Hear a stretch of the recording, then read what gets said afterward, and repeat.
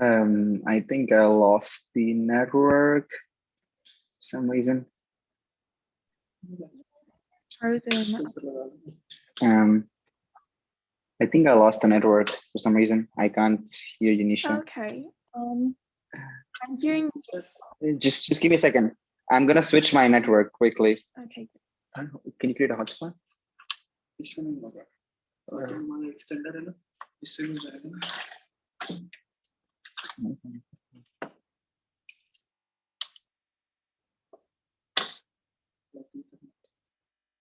Hotspot चालू करो.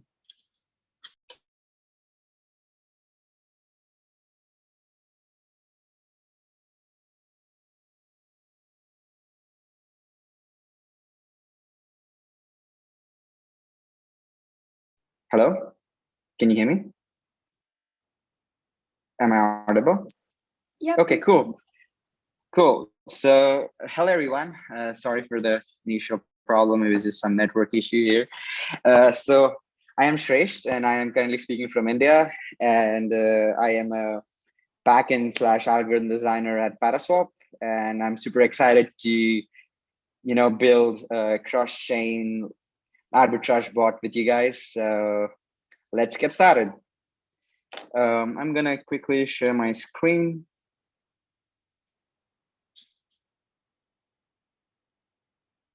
Do you guys see my screen? Just stop. Looks good. Cool. So yeah, so maybe a lot of people who are listening to this conversation might already be familiar with what arbitrage is if they are from DeFi space. But to people who are not familiar, arbitrage are basically inefficiencies in the market, which leads to risk-free profits. So basically, you can make money with basically nothing. And let's take a concrete example, right? So let's take an example in the DeFi space. So if you want to, let's suppose you swap ETH to DAI, and you swap 1 ETH and you get 3,000 DAI, and then you use Uniswap for that, and then you swap your 3,000 DAI to, let's suppose, 1.1 ETH using SushiSwap, and you just get an extra 0.1 ETH. So this is basically your arbitrage, just because there was a difference in the prices for Uniswap and SushiSwap. So there are different ways of doing arbitrage, but today we're going to look and cross-chain arbitrage. So where does ParaSwap come into play? So ParaSwap is a liquidity aggregator. And when I say what a liquidity aggregator, it basically gets prices from multiple dexes and gives you the best price when you want to swap from one token to another. I think the best way to see it is to just look at it. So I'm going to just open ParaSwap and go through it. So let me just quickly open ParaSwap. So first of all, ParaSwap supports like Ethereum, Polygon, BSC. So let's just look into Ethereum, and you can just put like from and to token, and so ParaSwap will basically give you, let's take some big amount to see some good stuff happening. And it gives you just, you can use Uniswap v3 to route it, and you can see how many different exchanges we are looking through to give you this price. Maybe let's look into Polygon, and you can see like with Polygon, just going from Matic to USDC, we are looking through not only multiple exchanges but also multiple routes. So yeah, ParaSwap basically tries to beat the market using different exchanges and different connectors, and that's what is liquidity aggregation. So let's come back to our presentation.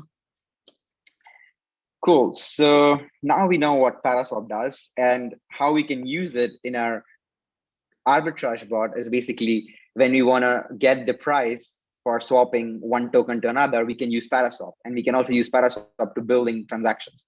So what is a cross-chain arbitrage? So we understood what an arbitrage bot was, but what is a cross-chain arbitrage?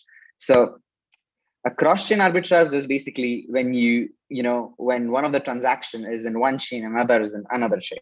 I mean, the simple example is, again, we take like ETH and Matic, and you do like one ETH Matic, and you get, let's suppose, 1500 Matic, and then you do 1500 Matic to ETH in like Polygon chain, and then you get 1.1 ETH. So you got like 0.1 ETH extra. Now the interesting thing is, one of the transactions is in mainnet, another is in Polygon. And there are quite some things you need to take care of. First of all, you need to get pricing for both the chains simultaneously, and then you need to execute the transactions. And then also make sure that your tokens are balanced in both the chain. So yeah, we're going to try to build that in today's workshop. And for simplicity, we'll actually just use ETH and Matic, because those are like just native tokens in both the network. Yeah. So yeah, let's get started with coding. I mean, we are all here for that. Yeah, so before we start coding, yeah, everything is open source at ParaSwap's GitHub. So let me just quickly show that as well. So you can come here. All the code is open source, and feel free to fork it and start working with it. This is just like a sample code. It's quite simple. I'm going to go through it now. So yeah, so we'll start with first integrating with ParaSwap API, and I'll just quickly open the code. So we are writing the code in JS, Node.js, and it should be fairly easy to understand also for people who are not very familiar with Node.js. So I'll just try to give you basic idea of how to build it. So even if you want to build it in some different language, you can build it easily. So first of all, we need the ParaSwap URL to integrate with the ParaSwap API, and this is the URL. And then we create a ParaSwap class, which has two basic operations: get price and build transaction. Let's actually first look into the ParaSwap documentation. It's quite explanatory before we actually start. So just copy the URL for the documentation. Can I have it open already? Yes, here. So, ParaSwap has like basically two main endpoints, I would say.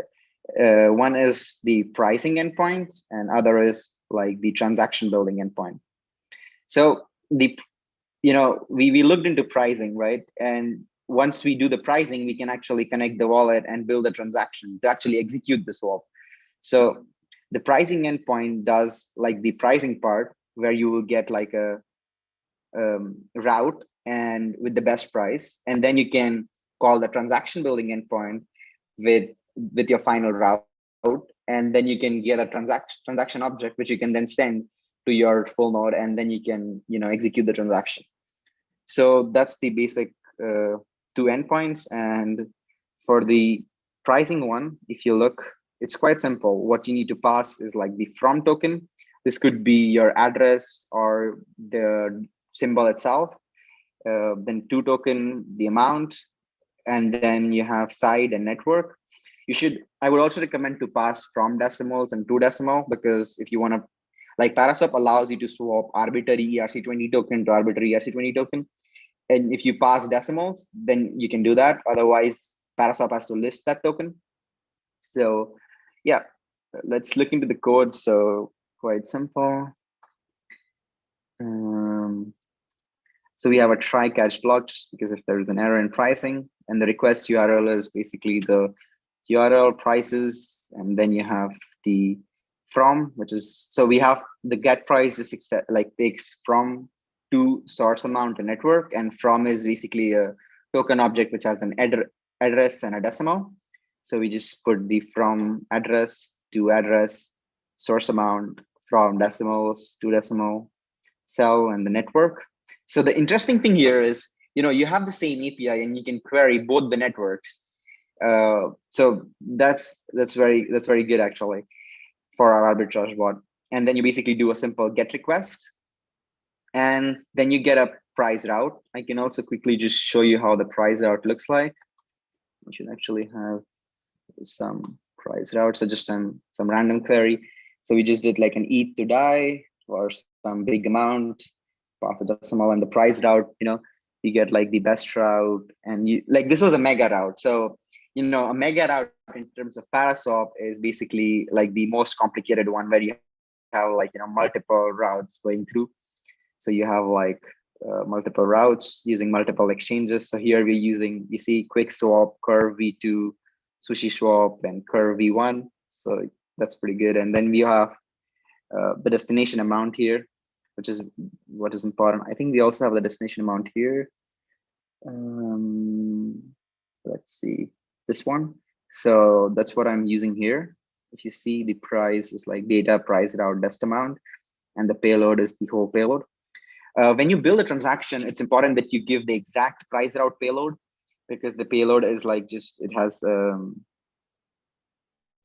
hash at HMAC. So you should not modify the price route payload, just the payload. And then let's come into the build transaction. It's also quite simple. So if you look at the documentation here, build transaction. The important thing is your, again, to decimal, from decimal, refer, user address. So refer is, I think, yeah, refer is not required, I think, but maybe it's a typo here. User address is the address which is going to execute the transaction. It is important because ParaSwap just like checks certain things like balances there correctly and stuff like that. Then there's price route, which is the exact payload that you got from the pricing. Destination amount, source amount, best token, which can again be your token address or the symbol. So this is pretty clear, I would say. You can see that. So you can see it's just like putting the price route, which is the payload that we got, the from, to, and yeah, the source decimal. And I'm also actually passing the refer, if you see here, and the refer is set to be arbot.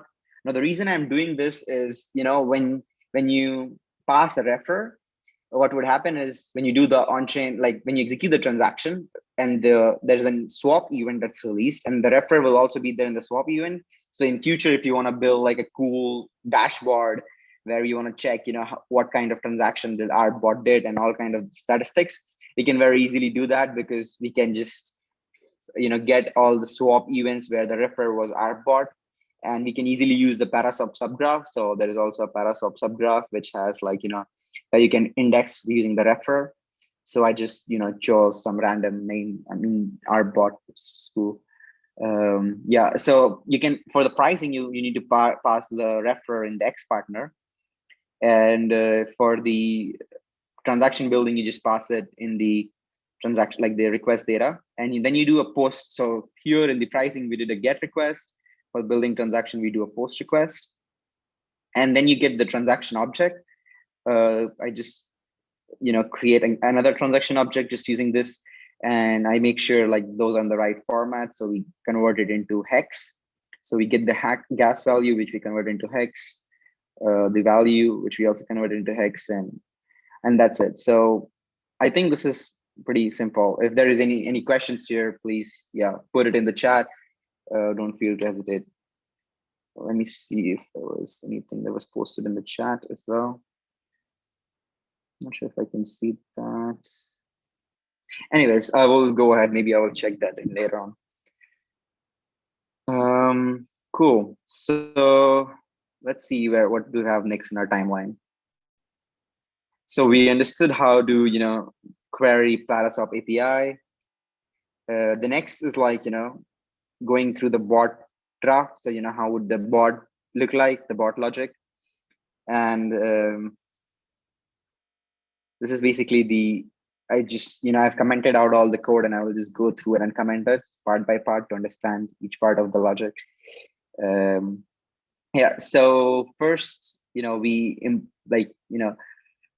first I think I should explain the end.sample. So we need like a private key which holds some funds in mainnet, and a private key which holds some funds in Polygon. Also HTTP provider for mainnet. I think you can use Infure or Alchemy, and HTTP provider for Polygon. Just create like an end file, copy all these variables and put the appropriate providers. And then in the in our index file, what we're doing is we just like importing them. So for that, we need the .env so that we can add it in the environment variable and just add it here.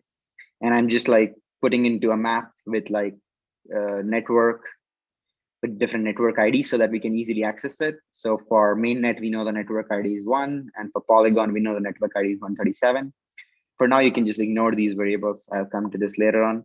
So I also import like the ParaSwap class that we created here, right? So this class that we created here. And also we need like big numbers library. So usually whenever you like, work with Web3 stuff in JS, you would need some kind of big number support because, JS doesn't has that. So also, we need ethers to send the transaction and do all kind of Web3 stuff. So for that, we're using ethers. You can also use Web3.js. That's also cool. Yeah, and then what we do is we just create like a map of tokens so that we can use it. And as we saw in ParaSwap, we were just, we use like an address and a decimal. So that's what I'm doing here. I'm creating a map with like network, different network, and ETH and Matic for both the networks. So ETH address is this, and Matic address in ETH is this, whereas Matic address in Matic is just like ETH address, but ETH itself has a different address. So it's pretty cool, like because the native address is always this, and others are like ERC20 in each other's network. So yeah, we can quickly see that as well. So user scan. This is your Matic token, and the decimals is also like 18, so this is fine. And also for this one, just to quickly verify. And this is like your wheat. So I mean, yeah, it's wheat and 18. So the reason I chose actually ETH and Matic for cross-chain arbitrage is basically because these are like the native tokens, and when you do like swap, you can just put them in the value and you don't need to give an allowance or approval, and that will just give us some more space to not like add more complexity but make it simple. So yeah, that's why. But we can use any arbitrary token, so you can put any token which is supported in both the network, and then you should be able to use it for the cross-chain arbitrage part. And then let's come to the main bot logic, and that's we have the cross-chain arbitrage bot class where you have like an alive, which is basically the making the bot alive. Then you have some internal function execute tx rebalance. We'll come to this, and then there's this main logic run. And if you see the logic inside alive is quite simple. It's basically you try to run the bot. If it throws the error, you just cancel the error, or else you just keep on keeping it alive. So it recursively just calls it itself. So the bot just tries to keep itself alive. We'll come to the main bot logic later on, but let's come to the main function. And first, what we do here in the main function is we create like the providers, just like initialize the providers. So we just create a JSON RPC provider with main network ID and Polygon network ID, just again on a map. And then we create wallets. So to sign the transaction, here we use like the private key and the provider, and then use the Ethers wallet. We can also look into the documentation. Ethers JS docs, just to so this is the one we use. We pass the private key and the provider. And then what we do is we just create an instance of the ParaSwap class that we created before, an instance of the bot class. I just name it cross-chain arbitrator. Yeah. And then we just make the bot alive, right? And then wait for it. Cool. So that completes the second part as well, the draft of the bot. And then we can come to the cool stuff. I would say the main part that we are here for, the arbitrage logic. So build the arbitrage algorithm. And so let's start with understanding. So, I mean, these are just helper functions. So normalize basically takes any amount and a token and then, converts into decimal representation. So if you have ETH has 18 decimals. So one E18 would be one ETH. But if you have one E18 and you want to convert into one ETH, what you would do is just, if you want to convert one into one E18, you will basically just take amount one and then times 10 to the power token decimal. And this is just the reverse and you just divide. So that's pretty clear. And then we come to the run logic. And so what we do is we first just take some source amount. I just took an arbitrary amount, 0.05 ETH that we want to try, and we take the token and we normalize it. So what we'll get is something like 0.05 times 1 E18, right? That's what we're going to get. So it will be 5 and then 16 zeros. Then we have then we call the ParaSwap to get the first price. So we call the price first, get the ParaSwap pricing. Then what we do is, maybe I can just console log this so that we can see what happens. Should be able to do that. Let's see. So log price first.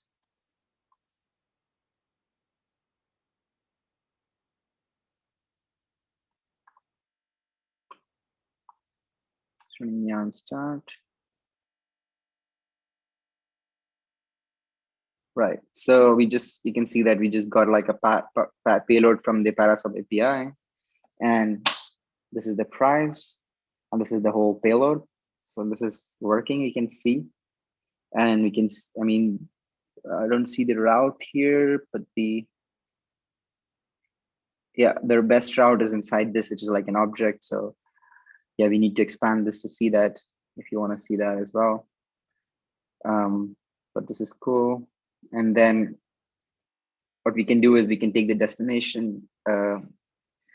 So source amount first. Let me see what I'm doing here. Yeah, I'm just taking the source amount and just putting it in a denormalized form, which is just, the reverse of this operation. And then I am denormalizing also the price that we got here. So basically this price in the denormalized form for Matic. So we can just do log it, and then we just have like good log of the price. So let's see. So for the first swap, we want to get the price from ETH to Matic, and for the mainnet, and the source amount is 0.05 ETH, and the destination amount is like 77.8186 Matic. Cool. So that's working. And then what we do is, so the idea is, we want to swap from ETH to Matic, and there can be some small slippage, right? A slippage. So what the slippage is basically, when you get a price and then you execute a transaction, that you might not get the exact same price after when you execute the transaction, and you can basically set a slippage so that if the price that you get on chain is less than this particular value, then the transaction will automatically revert. So you can set the slippage when you build a transaction in the ParaSwap. So when you think about the arbitrage logic, you should actually consider the slippage. You should consider the worst case scenario so that you always are profitable, right? And so if you swap from certain token to certain other token, you should consider that you will be hit worst case slippage and then you should take that amount as your destination amount. So I'm just doing that calculation here. So we can take any arbitrary slippage, and for our case we can just set it to like 3% slippage, which is just 0.03, and then I just do a simple whatever price that we got, we just multiply it with 1 minus slippage, so that we get like this is the actual amount considering that we will be hit by the slippage, and then use this amount. So you converted ETH to Matic, subtracted your slippage, and take this amount to again get to ETH in Polygon chain. So here you see when you did the pricing, we use mainnet, and then we will do the pricing here. So we will again get price, and we will use a token list Polygon network, take the Matic token, Matic to ETH in Polygon network, and then take the destination amount with slippage. So the destination amount that we got from the first swap, we will use as a source amount for the next swap, and also use Polygon network as the network ID. And then we can again log everything. See, so I'm just basically denormalizing the dest amount with slippage, and yeah, so this is basically the source amount for the second swap, denormalized form, and this is the source, like the denormalized of the destination amount for the second swap, and that's basically Matic to ETH mainnet, and we can just see both of them coming together. Right, so you see the first swap, ETH to Matic, the source amount was this, the destination was this, and then you have second swap Matic to ETH. And this is a typo. Let's correct this. This should be Polygon. And so you have Matic to ETH happening in Polygon, and source amount was this, and the destination amount was this. And you see this destination amount was 77, but the source amount here is 75. So it's already considering 3% slippage. So that's working. And then what we do is we calculate the dest amount for the second swap with slippage. So we need to get the destination amount of the second swap with slippage, and then we check if the current price is actually an arbitrage price. So what we have to do is now we need to check that if the second, like the destination amount with slippage for the second swap is actually greater than the first amount, right? So maybe I can use like these slides again to quickly show. So, if you started with 1 ETH, let's suppose, and you get to 1500 Matic, but with slippage, it would be something like, let's suppose, 450, right? And then you take this 450 and you swap here, right? So you have 450, and then you get something like 1.1, let's suppose. Then you have actually, and then you consider like a slippage here, which would be, let's suppose, 1.05, right? And this is still greater than this, then it's an arbitrage trade. But let's suppose it was not. So it was something like 9.8, right? Then it will not be an arbitrage trade. So this is the basic logic. I mean, this is like really, really like simple arbitrage logic. There can be like a lot of different complicated ways to do it, but you just want to like build up something that works on the scope of the time. So yeah. So coming back here, you just basically check if the source amount first is less than the final amount that we get, including slippage. And if it is so, we just log it that woohoo, we found an arbitrage. If not, we basically just, so if there is, then we execute this part. And if not, then we do this logic. And so if there's arbitrage, we do the transaction executing. If there is no arbitrage, then we basically just take some rest time. So we just have a constant here declaring how much is the rest time, which is basically just 5 seconds. So we wait for 5 seconds and then we try to check arbitrage again, right? So this is the logic that we do here, where we just keep ourselves alive. So we run, and then if there was no arbitrage, we wait, and then we call alive again, which we'll call run again. So yeah, and then coming to the transaction executing. So we have to build the transaction parallelly. So first of all, we already did these transactions sequentially. So we had to like first query the first pricing and the second pricing. But if you think, the block execution time for Matic is like, I think 2 seconds or 3 seconds, and also for the whole arbitrage bot should be quite fast to actually get the price and build the transaction every block. Otherwise, the price will already change meanwhile. So yeah, I mean, here we did it sequentially. Maybe we can improve it later on. But for now, for build transaction, actually, we can do it parallelly. So what we'll do is basically use promise all, which is basically calls both the async operations, and we call the transaction building from the ParaSwap that we wrote before, and we pass the pricing payload, pricing first payload, pricing second payload. We have to pass the tokens again, so ETH to Matic, Matic to ETH here, source amount first, and then here we need to pass destination amount with slippage. So if you remember here in the ParaSwap, we had like minimum destination amount that we had to pass. This is the amount that considers slippage here, right? And so here we have like the destination amount first with slippage here, and this destination amount second with slippage, and the network IDs, and also the wallets. So the wallet, that this basically gives you the address of the user, so for which we use the private key here. So the private key that's here, we create the wallets, and the wallets are basically passed as a constructor parameter, and that's what we are using here for the address.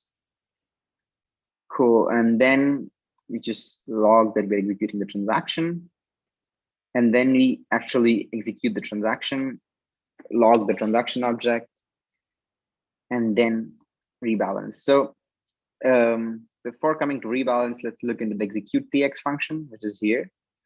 And what it does is it just basically calls the wallet with the correct network and then sends the transaction object. So the transaction object that we got from the build transaction, from the pricing, just pass here, right?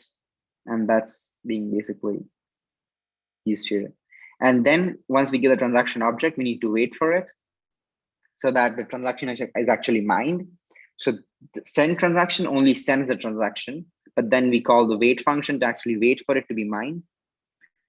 And that's it. So then the transaction is mined, but then, if you have a wallet and you have certain ETH in the ETH wallet and certain Matic in the Matic wallet, and then you keep on doing arbitrage, at some point your ETH will get depleted and you will only have Matic on the ETH mainnet and like ETH on the Polygon chain. So what you need to do is somehow also use maybe the bridge to put back your Polygon, to the Polygon chain, and ETH to the ETH chain, so that you have to keep on balancing basically. That's why you need to have like a rebalance every time you do arbitrage. I haven't implemented the rebalance yet because it just it gets more complicated. So just wanted to keep it simple, but the code is completely open source. Feel free to add the logic for rebalancing. It should be straightforward. If there's a balance which is less, then you can just use the bridge to again put it to the another chain, and that should be good. And yeah, that basically completes the whole logic of the arbitrage bot. And I think we can just run the whole thing and test it out. Before I go to testing, maybe I can answer a few questions if there was something. I'm not sure how I can see the questions. Let me just chats. Cool. Questions in the chat. Question from YouTube from Jan. Does ParaSwap support the Fuse mainnet? No, I don't think we support Fuse yet. Is Fuse another blockchain? I'm sorry, I'm not aware of that. Is it also EVM compatible? If so, you can reach out to us on our channels, and if they have like enough liquidity, we can of course look into it and support it. We are always looking for expanding to different chains. So yeah, for sure. Questions from YouTube. Is there a WebSocket API plan? Rest is just to run proper arbitrage. We haven't planned to use like a WebSocket API yet, but good suggestion. Maybe we can look into that. But at the moment, we're just using REST. Yeah. The price to subscribe to, where is the main infrastructure location? So again, the same question. So we don't have a WebSocket for pricing yet, but as I see, there is already quite, 2 people asking for that. So, it's the same person, right? Yeah, so we don't have a WebSocket yet. And the main infrastructure location is, I think, in Europe. So yeah. Do you have a subgraph for Polygon? Yes, we do have a subgraph for Polygon. And you can actually find it in the subgraph. I can also paste the link. Give me a second.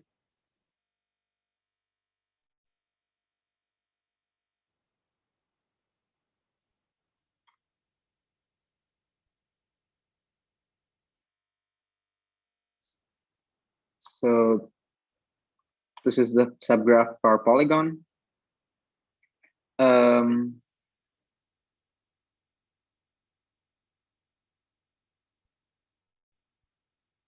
Did you run in HFT-wise? I'm not sure what HFT is. EK more than 200 to 300 swaps a day.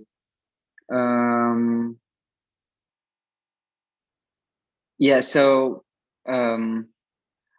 I am, I'm not sure. So I mean, so I haven't like really, did a lot of arbitrage using this code. Is just to demonstrate the idea. And yeah, that's. Is there any other questions? Can you do this with flash loans? Of course, I think, yeah, you can improve the logic with using, flash loans and stuff. So that's for sure, you can do that. Hey, I'm so sorry, Shresth. We're a little bit over time right now. If people have questions for you, they can send it to you on Discord. Okay. But I'd like to thank you again for running this workshop. It was really great. I'd like to thank ParaSwap for sponsoring ETHGlobal. And yeah, everybody have a really great day. If you have questions, reach out to him on Discord.